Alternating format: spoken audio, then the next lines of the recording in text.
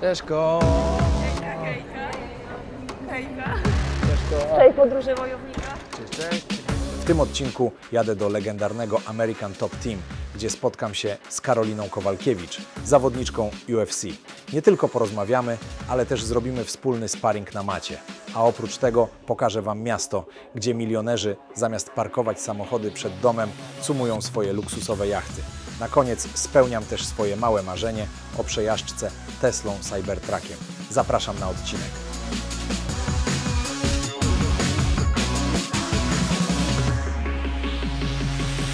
Głównym sponsorem odcinka jest marka SFD, suplementy diety najlepsze na rynku. A Ty, jeśli chcesz otrzymać zniżkę, użyj kodu WOJOWNIK10. Zapraszam serdecznie i polecam suplementy Wojownika.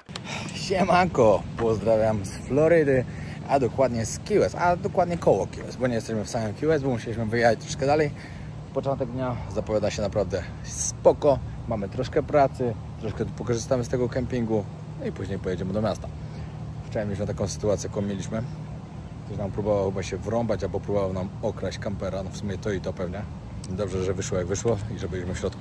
Zapraszam Was na kolejny odcinek z naszej wyprawy kamperem po Stanach Zjednoczonych. Oglądajcie dalej ten odcinek. I tak to wygląda na tym kempingu. No ale powiem Wam, że ten był dość spory. To był najdroższy kemping w sumie, na którym byliśmy. $120, 118 dokładnie, bo to tam z podatkiem. $118 kosztował. Tutaj jest sklepik, można dużo rzeczy sobie kupić, które potrzeba. Free Wi-Fi. Miejscówka do posiedzenia do 24 otwarte tu było. Bilard. Wodę sobie można za darmo uzupełnić.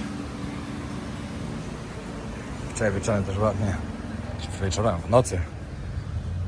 Tu jak przyjechaliśmy, też sobie się przeszedłem, zobaczyć co i jak. Ładnie był podświetlony. Serio, bardzo mi się podoba takie kamperowe życie. Tak po Stanach, wiadomo, fajnie. Chociaż po Europie myślę, że też będzie całkiem fajnie, jak będziemy w przyszłym roku sobie tak podróżować w okresie wakacyjnym. No bo wiadomo, Europa w wakacje jest znakomita. Ja uwielbiam po prostu. Nie ma szans, żebym w wakacje był w Tajlandii. Znaczy jak wakacje w Europie wypadają. No po prostu marnotrawstwo czasu by było. Tym bardziej, że w Tajlandii jest jak jest. Przejdę się Wam jeszcze tutaj pokazać kawałeczek, jak to wygląda. O dziwo, w ogóle nie no, takiego kampera mieć może kiedyś. A w ogóle nawet przyczepy. Patrzcie, jakie te przyczepy są ogromne. Tam spokojnie myślę, że 2 sypialnie są osobne. Kuchnia, może 2 łazienki, nawet ciekawe. O, ten to w ogóle jest długi. Ty, no takiego długiego to jeszcze nie widziałem. Tutaj ludzie też na stałe chyba mieszkają, bo sobie ogródek jakby zrobili taki. Skuterki mają, o jakieś zwierzątko mają. W ogóle myśliwce tu latają, bo tu niedaleko jest baza wojskowa. I rano co chwilę myśliwiec przelatywał. Tu był taki huk. Po prostu szok. Oczywiście jak jesteście też tutaj, to jest bardzo popularne, że pływa się na ryby. Bardzo, bardzo. Ponieważ nawet jak się wjedzie do Key Westu, jest taki port, gdzie macie właśnie bardzo dużo łódek, które sobie możecie po prostu wyczarterować czy wynająć i popłynąć na rybki. Takich gości jak ten tu jest paru i mnie tak budziły koguty od rana. W ogóle co chwilę nam podchodzi pod kampera, jakby chciał sobie do środka wejść. Mam nadzieję, że jak będziemy tam dalej już jeździć, to nie będzie trzeba tak korzystać z kempingów, bo powiem Wam, że to jest duży koszt. Między 80 a $120 płacić za kemping codziennie, nawet nie ma takiej opcji, bo no przecież to kosmiczne pieniądze by były. Nie ma szans. Zresztą nie po to się ma kampera i się śpi w środku i się nim podróżuje, żeby jeszcze później za postój takie pieniądze płacić. Tyle to motel tutaj kosztuje. Zobaczymy, co tu mają w futraku. O, kolejny kogut.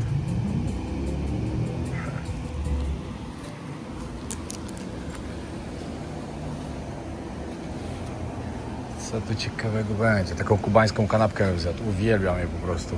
Jest tak bardzo... Oni tyle dają plastrów szynki. Nie wiem, z 10. Jest takie dobre.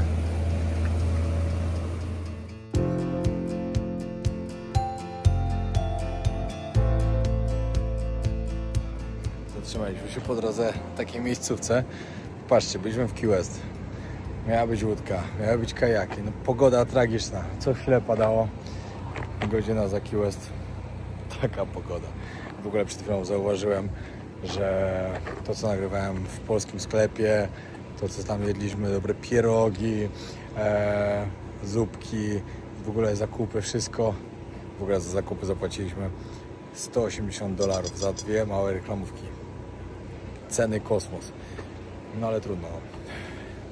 No, ale nic się nie... Znaczy nie, nagrać się nagrało, ale bez głosu.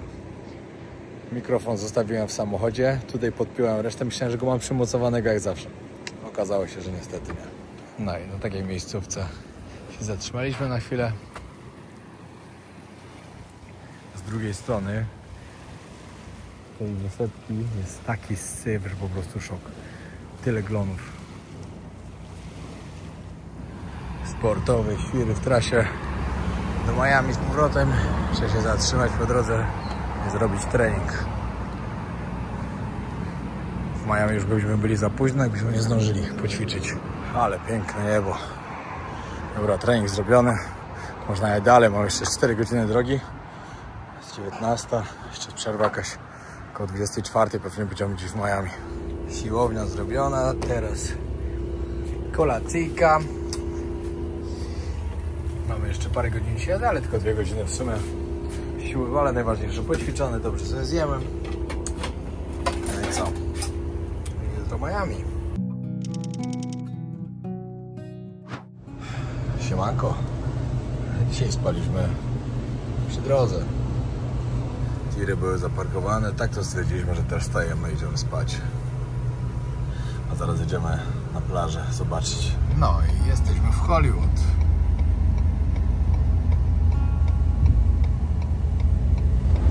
No i znaleźliśmy miejscówkę w sumie pod Walmartem. Mam nadzieję, że nie dostaniemy mandatu. Ciężko jest parkować i serio kamperem się świetnie podróżuje, ale parkować go to jest lada wyzwania. Szczególnie w miastach. Jest tak piękna pogoda. Czemu na Key Westie taka piękna nie była? Ale ważne, że dzisiaj pojedziemy sobie właśnie pierwsze na Hollywood Beach, później sobie pojedziemy na Fort Lauderdale, a później mam trening z Karoliną Kowalkiewicz. Dostanę od niej dzisiaj lekki oklep. Karolina jest w sztosie treningowym, bo za 3 tygodnie albo za miesiąc ma swoją walkę w Rio de Janeiro, kolejną walkę w UFC. Także fajnie, zabierzemy do klubu, do American Top Team, pokażę jak to wygląda, opowie coś, no i trochę potrenujemy. No a my właśnie zamiast się za szykowanie śniadanka. Tak jest. Jajeczniczka. Jeszcze tosta sobie zjem. Patrzcie, tiry to jest kosmos. Ale one wyglądają. Ja normalnie tak uwielbiam to miejsce. Zaraz wam pokażę, jak pięknie tu jest na plaży.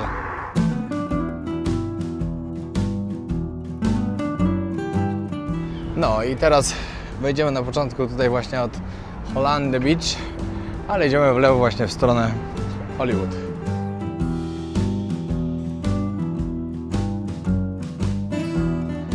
Łódka ratownika.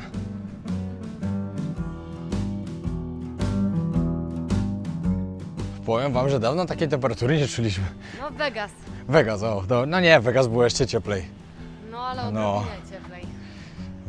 Vegas to było tak, że się żyć nie dało. Wiecie co chciałem wam powiedzieć o jednej rzeczy. YouTube wprowadził lekkie zmiany w algorytmach i jest po prostu teraz tak, że bardziej promują filmy, które mają dużo lajków pod filmami i które są jeszcze podbijane. Wielu z was może mieć taką opcję pod filmem, jak zobaczycie, jest takie coś podbij. Ja bym mógł was prosić, żebyście zostawiali właśnie te lajki i podbijali te filmy, to by było super, bo ostatnio coś zauważyłem, że przez to, że właśnie ludzie tego nie robią, inne kanały już o tym mówiły wiele razy, jeszcze nie, no i po prostu te filmy jakoś ostatnio słabo idą. Także jak możecie, róbcie to. Dziękuję bardzo, a my zaraz idziemy do pięknego miejsca, to wam pokażemy. O ile się wcześniej nie ugotujemy. Albo roztopimy. Smażymy, albo roztopimy. Właśnie tak.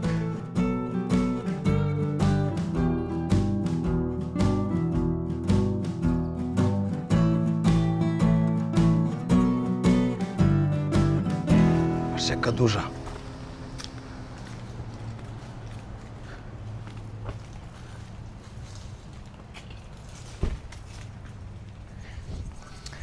Kiedyś jak przyjechałem pierwszy raz do Miami, to właśnie mieszkaliśmy tutaj na Hollywood i bardzo mi się to spodobało od tego czasu. No i stąd do Miami już macie jakieś, nie wiem, 40 minut. Jesteście na South Beach. No, hello. No i tutaj doszliśmy już do miejsca, gdzie są ludzie, są restauracje, sklepy. Już się więcej dzieje. Idziemy sobie gdzieś po prostu usiąść i się cieszyć tym widokiem. Kurczę, normalnie szkoda, że nam na tym Key Westie się nie udało. To taka pogoda. Ale nic. O, cyk, gleba. A wiesz, jakie to jest fajne? Kiedyś trzeba musisz spróbować, ja na tym pływałem już. To paru osobom może się wydać proste. Tak jak stoicie sobie na desce i płyniecie, ale to tak nie wygląda. Parę razy miałem okazję robić to w Tajlandii, na Phuket, bo też tam są takie dwa miejsca ze sztuczną falą. Jedno jest na Kata Beach, jedno jest na Patong. My akurat jeździliśmy na Kata i to jest bardzo trudne. Bardzo naprawdę. Ustać na tej desce, żeby to jeszcze jakoś wyglądało w miarę, a o robieniu sztuczek to nawet nie wspomnę. Bo nawet, to trzeba być już bardzo doświadczonym w tym.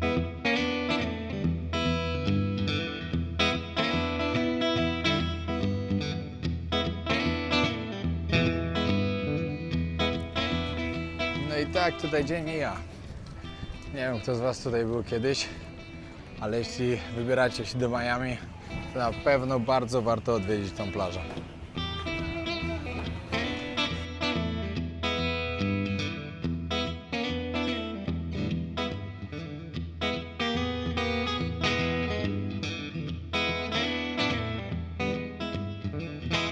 Właśnie przejęliśmy plan na nasze kolejne 2 dni. Mieliśmy jednak zostawać 1 dzień w Orlando, ale zostaniemy 2 dni. Akurat wypadał weekend. Pierwszy dzień.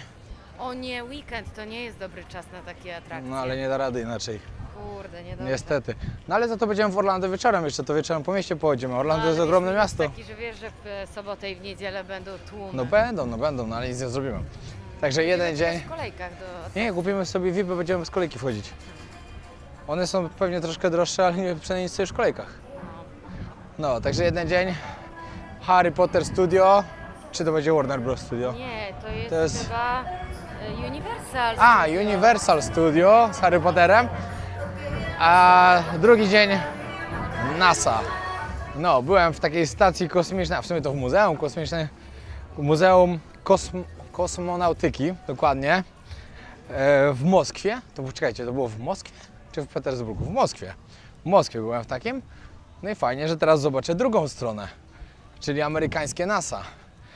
Ale nie wiem, ilu z Was wie, wyścig o kosmos był pomiędzy właśnie Ameryką a Związkiem Radzieckim i Związek Radziecki cały czas prowadził w tym wyścigu. Cały czas.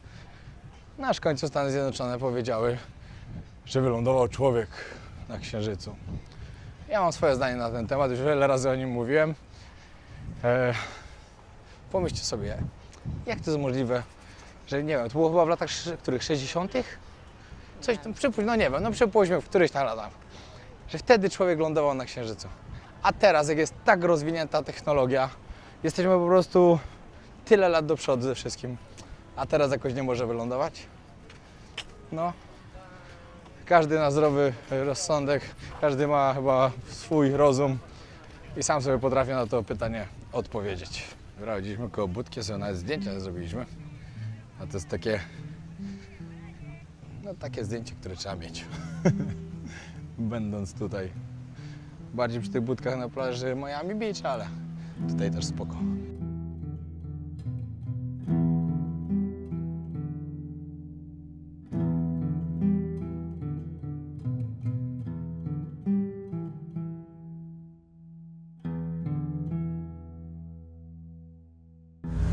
No i kolejny punkt dzisiejszego dnia, autobus szkolny. Jedziemy właśnie do Fort Lauderdale. Od razu gotujemy sobie jakiś obiadek w kamperze, później na chwilę na plażę, no a później na Coconut Creek do ATT, czyli American Top Team. O, tutaj kiedyś spałem, dokładnie w tym. Jak pierwszy raz tutaj byłem. Świetna lokalizacja. Patrzcie, ziomka jaki podniesiony. Pojawił się pewien problem. Przez najbliższe dni nie chcieliśmy spać na kempingu, ale i tak na jakiś kemping wjechać będziemy musieli uzupełnić całą wodę. Właśnie nam się woda skończyła w kamperze, nie mamy jak garów wymyć i obiadu zrobić. Także idziemy do Walmartu, kupimy sobie coś na wagę, przyjdziemy sobie, zjemy po prostu w kamperze i idziemy dalej. I w ogóle obczajiliśmy, że właśnie można sobie na parkingę na Walmarcie stawać. Nikt wam mandatu nie da chyba. Tak mi się wydaje, że nikt nie da. Mam nadzieję, że nie. Bo to jest teraz nasz nowy patent na to, żeby gdzieś parkować w mieście, zostawać, bierzemy Uberkę i jedziemy sobie zwiedzać. Sklep, w którym robimy najwięcej zakupów podczas naszej wyprawy po Stanach Zjednoczonych. Walmart. Dobra, bierzemy jakieś gotowe jedzonko. Nasz dzisiejszy obiad. Kurczak z rożna, kalesław, łódeczki ziemniaków i na deser banan z sosem z SFD. No i szef kuchni dzisiaj poleca kurczak z rożna, ziemniaczki, kalesław. $12 za 2 osoby i będziemy najedzeni full. Ale tu jest dzielnica willowa.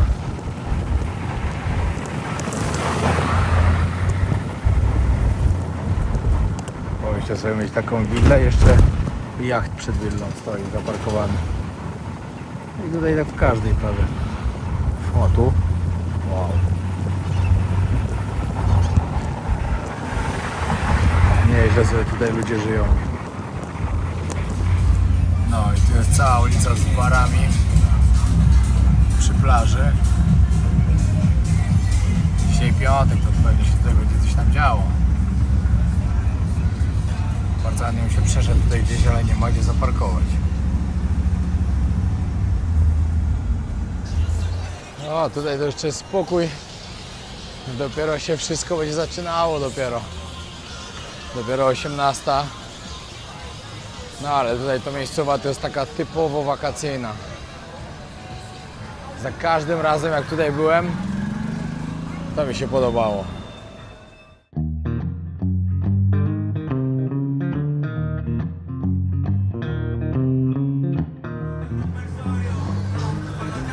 No i możecie sobie jeździć takim wózkiem golfowym i karaoke. Dobra, chciałem się przejść trochę więcej wam pokazać, ale stoję w najbardziej przypałowym miejscu, gdzie tylko mogę. Także trzeba się zbierać. Jedziemy do Coconut Creek teraz. Tam już czeka Karolina na nas. Pokaże nam, jak wygląda klub American Top Team. Klub, o którym wielu zawodników może tylko pomarzyć, żeby tam trenować. Ja na przykład próbowałem 2 razy tam wejść na trening, ani raz mi się nie udało. Ale dobra, trochę więcej to ona wam opowie. Naprawdę teraz po tym, co zobaczyliśmy tutaj, Fort Lauderdale,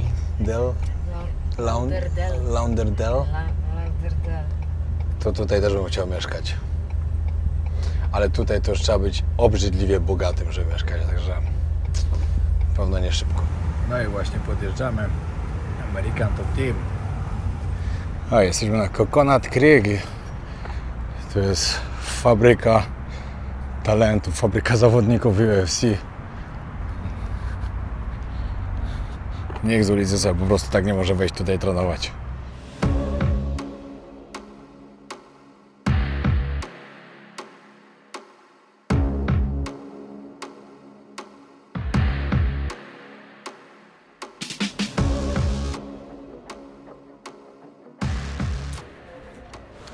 Cześćko! Hejka. Cześćko! Cześć podróży wojownika. Cześć, cześć! Czekaj, już dam ci mikrofon. No i dobra, moi drodzy, dzisiaj przyjechałem do American Top Team, żeby ta oto dziewczyna spuściła mi konkretny... Nie będę przeklinał. Słabszych nie biję, ale zrobię wyjątek. Będę dzisiaj workiem treningowym. Dobra, Karolina, ile tutaj trenujesz już? Wiesz co, w American Top Team trenuję 4 lata? 4 lata. 4 lata. Ile walk stoczyłaś dla nich, tak jakby, pod banderą tego klubu? 6? 6. Kolejna walka Chyba. Nie jestem pewna. Kolejna walka za 3 tygodnie, tak? Za 3 tygodnie, dokładnie za 3 tygodnie. W Brazylii, Rio de Janeiro. Jesteś Dokładnie. gotowa? Jeszcze nie jestem gotowa, ale będę. Mam całe 3 tygodnie, żeby się przygotować. Dobra, pokaż mi, co tu teraz macie ciekawego. Widzę w ogóle od razu na wejściu, że pasów, 2 gabloty. Jak byłem ostatnio, to było parę lat temu, to pamiętam, że była jedna. No Drugie trochę nam przybywa. Właśnie odbywa się trening zapasów dzieciaków, bo w ogóle American Top Team jest zamknięty dla ludzi z zewnątrz. Żebyś ty mógł tu wejść, musiałam dostać specjalną zgodę od menadżera, ale mogą trenować dzieciaki zapasy. Zapasy dla dzieciaków są otwarte dla wszystkich. No, ja próbowałem 2 razy tutaj wejść kiedyś, za każdym razem nara, nie Dużo wejdziesz. osób, dużo osób. Tak. Dobra, chodźcie was szybko oprowadzę. Dobra, pokaż nam, jak wygląda klub. Sobie na razie. Jakie największe sławy tutaj w klubie można spotkać, albo jakie można było spotkać? Bo mistrzów UFC i innych organizacji to chyba tutaj było George naprawdę. Masvidal, Dustin Poirier, Mateusz Gamrot, Pozdrawiamy oczywiście. Joanna Jędrzejczyk. Tak, pozdrawiamy. Ilu Polaków teraz aktualnie tutaj może trenować? Mateusz, ja, Mateusz drugi Rybicki, Mateusz, Tak. Robert, Kuba, Bartosz, Klaudia.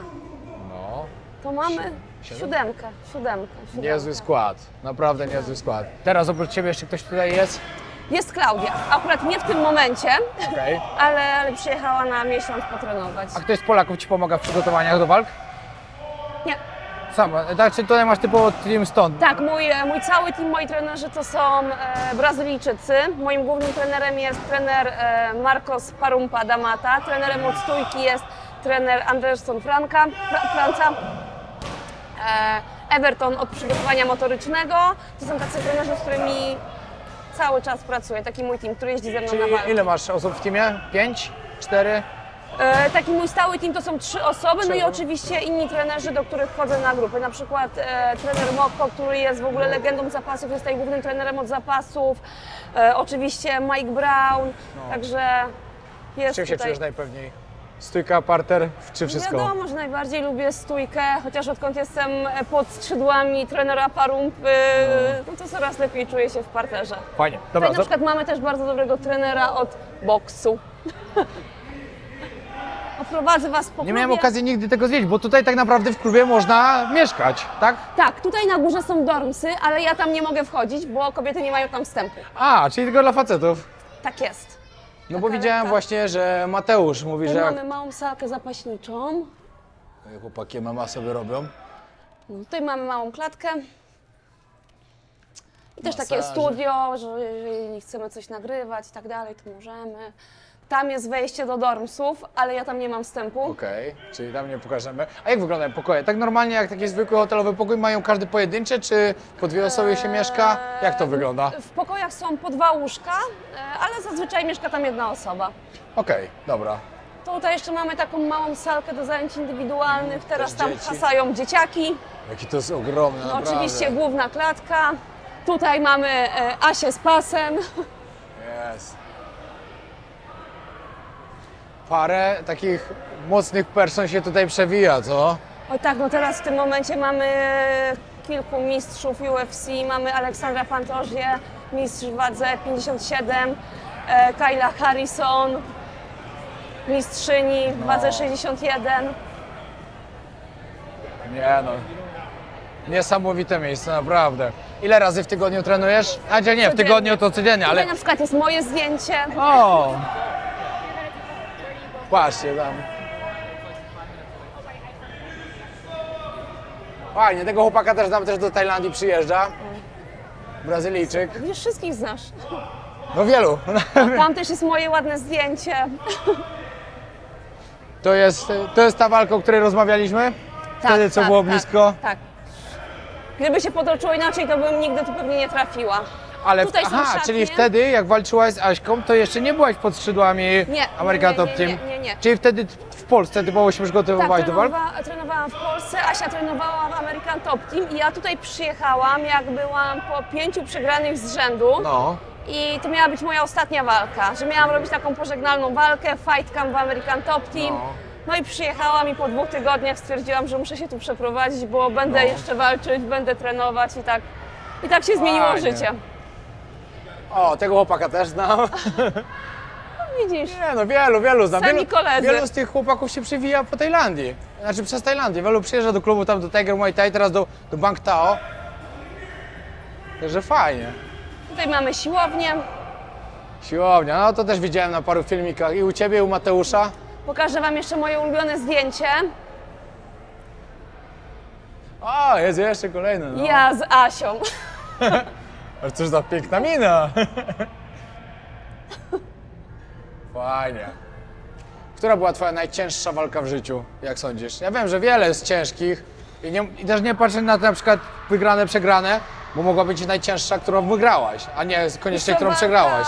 Walka z Rose na Majunas, na pewno to była wygrana walka, ale była bardzo ciężka. Pamiętam następnego dnia, jak się obudziłam, tak mnie bolała głowa. Ale tak mocno uderzała, Bardzo czy mocno, celnie, bardzo czy wszystko? Bardzo mocno Okej. uderzała, bardzo mocno kopała. Nogę miałam strasznie spuchniętą.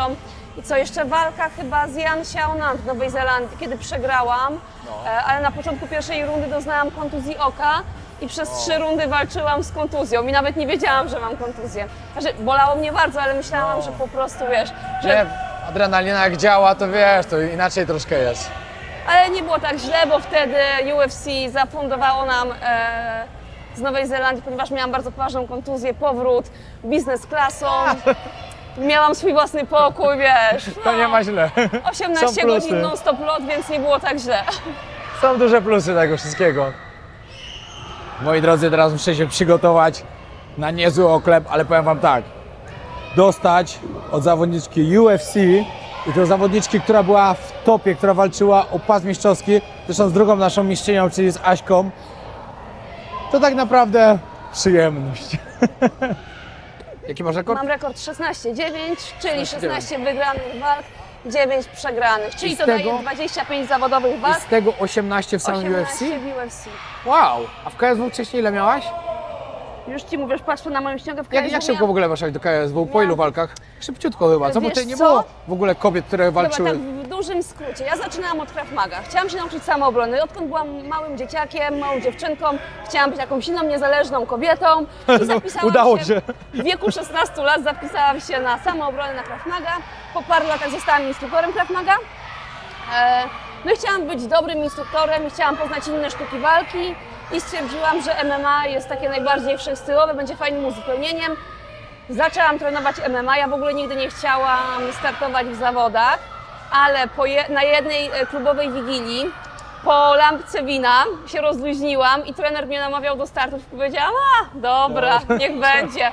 No i starałam się być słowna i potem po prostu wystartowałam amatorsko w Muay Thai, bo nie było w ogóle kobiecych walk MMA, ani zawodowych, ani amatorskich w Polsce. Ile lat temu to było? Z 15 lat? Czy więcej? Ile lat miałaś, jak stoczyłaś pierwszą zawodową walkę? 27. To było w 27. 2013, 2012, 2013, kiedy stoczyłam Okej. pierwszą zawodową walkę. No i pomyślcie sobie, od takiego czegoś jak po kieliszku, dobra, zawalczę sobie, parę lat później walczyła o pas UFC. Da się? Da się. Tak było, tak było. A najbardziej, wiesz, co mnie motywowało? Jak mam te 27 lat i mi wszyscy mówią, co ty, za stara jesteś, odpuść sobie, w tym wieku ludzie przychodzą na sportową emeryturę, nic w tym sporcie nie osiągniesz i tak dalej. No i Człowiek za stary jest tylko w głowie, nigdzie indziej. dokładnie. Dobra, dawaj poruszamy się troszkę, a później pokażesz jakieś Dobra. swoje ulubione kombinacje.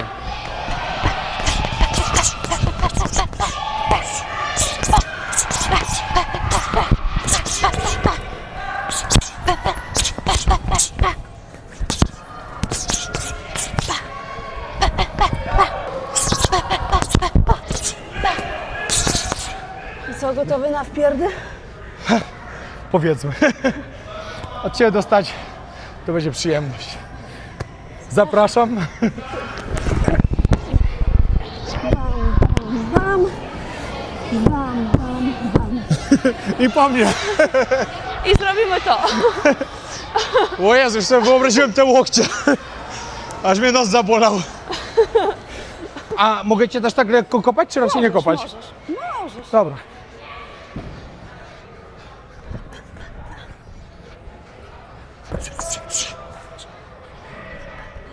Przepraszam. Spoko. Mam nadzieję, że tobie nic nie jest. Ja mam twarde nogi.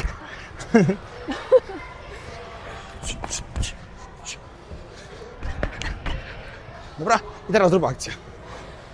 I teraz rób akcję.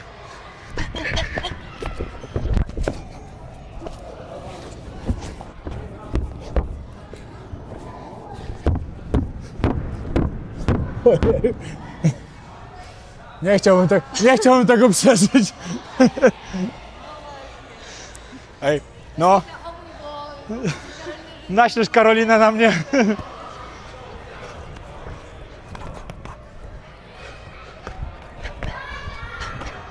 Nie rób akcji.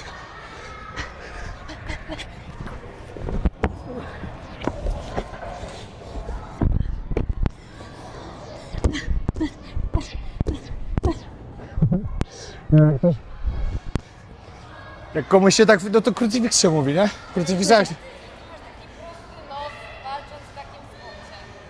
O, właśnie. Może powiesz, w której walce rozcięłaś? Jak miałam 2 lata, uderzyła mnie huśtawka. Czyli w żadnej walce. Tak, Czyli to masz po prostu całe życie, tak? tak, tą bliznę mam Ojeju, całe tam byłem życie. przekonany, że pewnie jakiś mocny cios albo coś i pęknęło. Nie. Pękło. W ogóle to jest najlepsze, że podczas walki nigdy nie miałam złamanego nosa. Ja 9 razy. O kurde. Patrzcie. Robimy lucieniutko. Chciałaś mnie pobić, tak?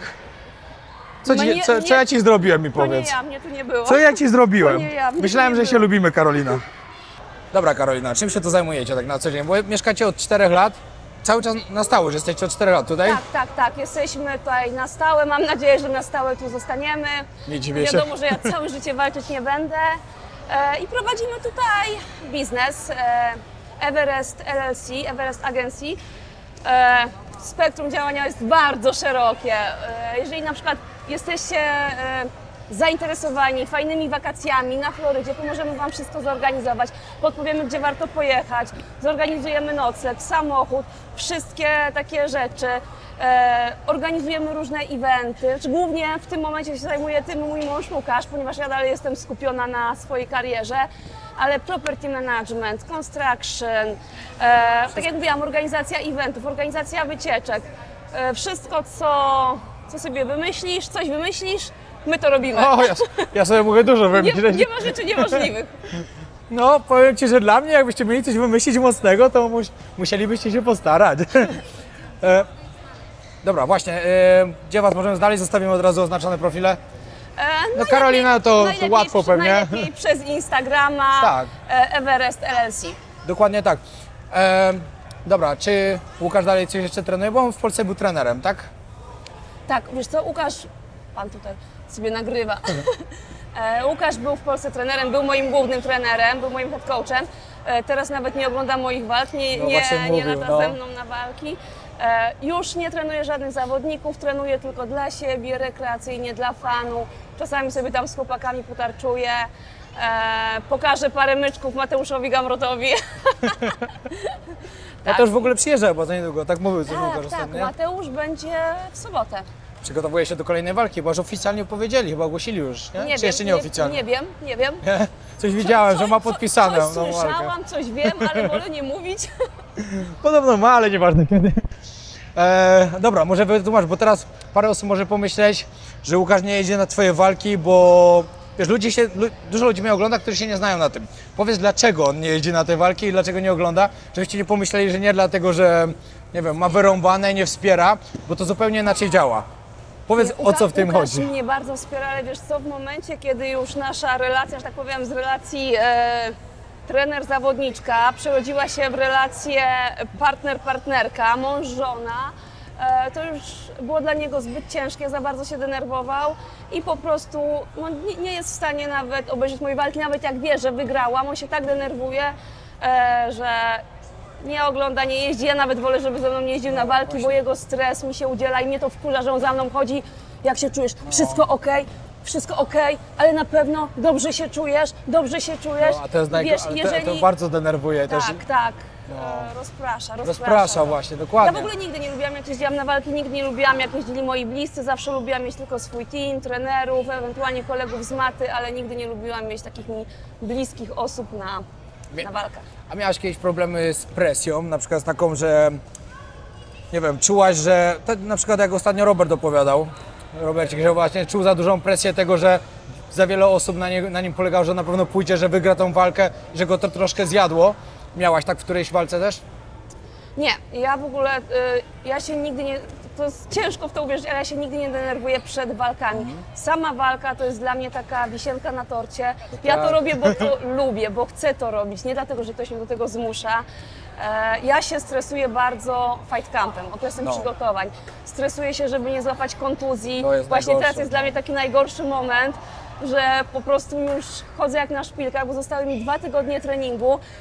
Przepracowałam bardzo ciężko ten okres, mam świetną formę i żeby teraz, broń Boże, nic się nie stało, żeby w głupi sposób nie złapać kontuzji, żeby się nie przeziębić. I to jest ten najgorszy okres, ale w momencie, jak już wsiadam do samolotu, lecę na walkę, jestem na Fight Weeku, to już wszystko ze mnie schodzi. A jak już zrobię wagę, już po zrobieniu wagi, to już w ogóle. Ja właśnie w moim okresie, na przykład jak walczyłem, to miałem najgorsze rzeczy. Tak, przed ostatnią walką tydzień wcześniej zerwana klatka. Wcześniej, gdzie w Tajlandii, 2 tygodnie przed, złamane 2 palce u nogi. Pink eye, miałem zapalenie spojówek. I za każdym razem, co miałem jakąś kontuzję, to i tak miałem w głowie to, nie jest to, idziesz walczyć. I się przegrywało. I to była największa głupota, jaką mogłem w życiu robić, ale minęło, no. Głupoty się popełniały i tak teraz jest. No, ale... Ja pierwszą walkę tutaj, jak robiłam tej właśnie fight camp, to jest zdjęcie z tej walki, kiedy wygrałam po 5 przegranych z rzędu. To do tej walki, jak się przygotowywałam, bardzo poważnie uszkodziłam bark. I na przykład w ogóle prawie nie robiłam parteru, bo nie mogłam robić parteru, tylko stójka, a wygrałam tą walkę w parterze. Pierwsze poddanie w UFC. Fajnie, ale w ogóle jak walczyłaś, większość walk miałaś, że wygrywałaś na punkty, czy miałaś, że poddania, czy nokauty? Ile nokautów miałaś w ciągu ze wszystkich swoich walk? Miałaś jakieś? W pierwszej mojej walce, w moim zawodowym debiucie miałam nokaut. Nie taki czysty, tylko była walka przerwana, bo uderzałam w parterze. No. Tak, moją przeciwniczkę. Ja sama raz byłam znokautowana, ale większość walk wygrywałam decyzjami, jednak decyzjami. Fajnie. Ile jeszcze walk? Zobaczymy, na razie skupiam się na tej najbliższej. Kontrakt masz jeszcze na 2, tak? Nie mogę o tym chyba mówić. Nie możesz powiedzieć, na ile masz kontrakt? Nie, no nie może, wiem, bo ty się przeważnie podpisuje. Mam w kontrakcie jeszcze 2 walki. Te 2 walki na pewno chcę stoczyć, no ale tak naprawdę skupiam się na tej najbliższej, bo nigdy nie wiadomo, wiesz, mogę doznać poważnej kontuzji, nie wiadomo co się stanie. Nie no, co ty powiesz? Jestem skupiona w tej walce. Trzymamy kciuki, Mam przełamała tą pasę. Że wygram tą walkę następną, przedłużę kontrakt na jeszcze może 4 waleczki, tak bym najbardziej chciała i... No właśnie chciałem zapytać, czy wiesz, czy czujesz to, do którego roku będziesz mogła jeszcze walczyć? Czy masz może w planach coś jeszcze większego? No nie będę poruszał tematów, które nie powinny nikogo interesować, ale czy czujesz, że jeszcze parę lat chcesz powalczyć, czy nie wiesz tego po prostu? Jeszcze bym chciała. Wiesz, czujesz się jeszcze na tyle sprawna, żebyś chciała, tak? Jakiś czas temu taki moment, taki kryzys, że mi się wydawało, że już nie daje rady, bo jednak wiadomo, 4 dychy, ten organizm się regeneruje wolniej, ale odkąd UFC współpracuje, ma partnera Regenerate. Tak, mówiłaś, no tak. Witaminy, suplementy, wszystko legalne, czyste, w formie zastrzyków, gdzie wiesz, to nie przechodzi przez układ pokarmowy, tylko od razu bezpośrednio trafia do krwiobiegu, do organizmu. To jest taki game changer. Ja się czuję, jakbym miała 10 lat mniej. Fajnie, ale takie coś można normalnie tutaj iść kupić w aptece, czy to tylko oni wam to dają jako zawodnikom? Znaczy wiesz co, te wszystkie rzeczy też na przykład można kupić normalnie w Polsce w aptece, możesz to zamówić, może nie ich firmy, innych firm. Ja korzystam z tej firmy, bo wiem, że oni są zatwierdzeni przez Komisję Antydopingową, że mają czyste produkty, bo ja podlegam pod program Komisji Antydopingowej. To masz super pytanie jeszcze. Przepraszam, że Ci przeszkodzę. W jakiej najgłupszej sytuacji usada Cię złapała, Cię zatrzymała, że masz ich sikać na przykład? Miałaś jakieś coś takiego, że na przykład, nie wiem, 5 rano na wakacjach jesteś, a tu przyjeżdżają? Sytuacji między świętami, na przykład a Sylwestrem, urodziny mojego Łukasza, bo on miał urodziny 29 grudnia, impreza u nas w domu, wiesz, no jakieś tam piwko, winko, 23, komisja antydopingowa.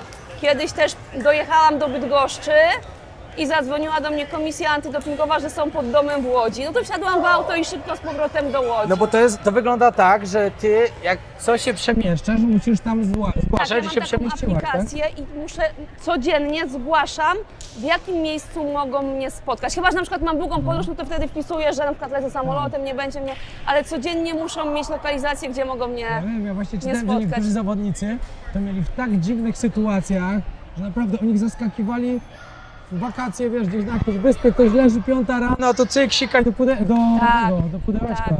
Na wakacjach nigdy mnie nie testowali, ale na przykład w święta. A jak to jest, że ta komisja jest typowa, Typowa amerykańska i oni po całym świecie latają za zawodnikami, żeby ich testować? Tak, tak. Czy Albo to mają też na jakoś w każdym przykład, kraju mają Swój oddział? Czy oni latają? latają, albo na przykład mają z zaprzyjaźnionych komisji antydopingowej w innych krajach kogoś. Okej. Dobra, Karolina. dziękuję Ci bardzo. Dziękuję bardzo. Życzę powodzenia. w kolejnej walce i w kolejnych. Was serdecznie zapraszam na social media do Karoliny, na jej firmowego Instagrama oczywiście też i trzymajcie kciuki za kolejną walkę. Bellator, PFL, PFL dokładnie. UFC.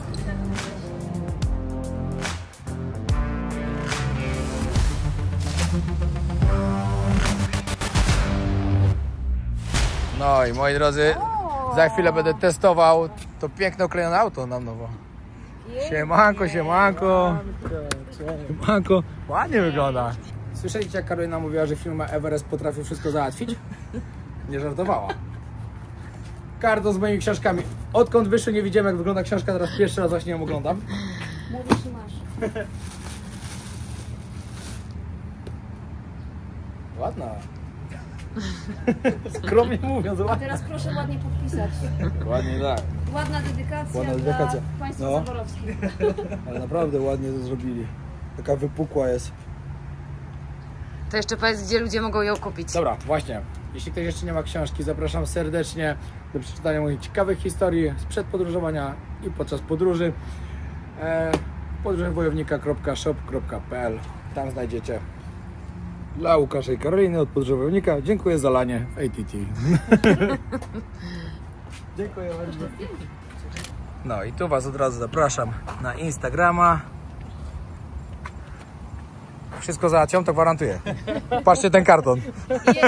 Jeszcze jedzenie. Wszystko. A ja za chwilę się przejadę tym cackiem, bo powiem Wam szczerze, że zawsze chciałem się tym przejechać. Wracamy do kamperka, ale to jeszcze nie koniec. Idziemy teraz na kolację z Łukaszem, Karoliną. Zobaczyłam tą książkę i naprawdę jestem, może nie, że w szoku, bo to w szoku to źle brzmi, ale jestem pod wrażeniem. Pięknie ją zrobili, naprawdę pięknie. Wow. Też jestem zachwycony. A patrzcie, jaki tam ładny zachód. A przedtem jak oni go testowali, jakby była pierwsza taka konferencja z nim, no to Elon strzelił do niego, czy coś zrzucił w nim i jest, no i wybił szybę, bo on jeszcze nie był bulletproof, nie? No. I teraz jest coś takiego, że jak uderzysz, przypomnieć tę sytuację. Dobre. I co, tu odpala, tak? Na dół, no? Cyk. I już. Tak, i teraz do tyłu. Aha, to... No i tylne koła też się skręcają, dlatego masz dziwne uczucie takie. Gdzie tam Ale jest? Łukasz, ty zrobiłeś ten... No nie, no czadowo. Serio. Naprawdę. Fajnie, nie? Fajnie się tym jeździ, ale strasznie jest taki czuły. Jak jadę do tyłu, to się 4 koła skręcają, a jak normalnie tak skręcasz, to też całkiem... O, to dlatego, no. Dziwne uczucie, nie? Tak, no dziwnie właśnie, no. Dawaj tu w prawo i od razu deptaj. Tu możesz... Gdzie się właśnie daje? Zobacz to. A, tu, dobra. Tu masz lusterko. Ciekawe, że on w ogóle sam sobie też hamuje. Tak. Tego akurat się włączy się nie da. No, właśnie trochę takie dziwne jest, no.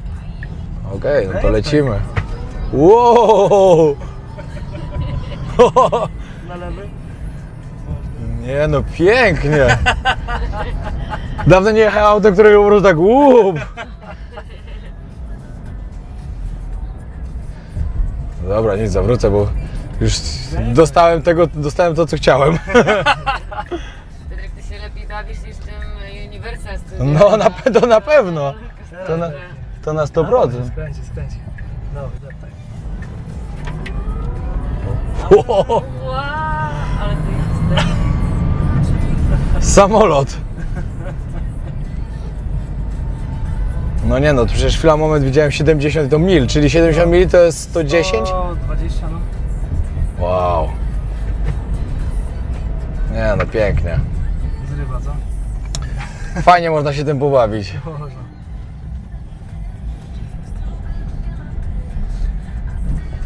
A w Europie one są zakazane, nie? Czy tylko w Polsce są zakazane? Ja nie wiem, jest coś takiego, że one są kanciaste, dlatego, ale jakieś Nie dziwne można przepis. zarejestrować pojazdu, który ma ostre krawędzie. Serio? Niby, Jaki no, bez sensu.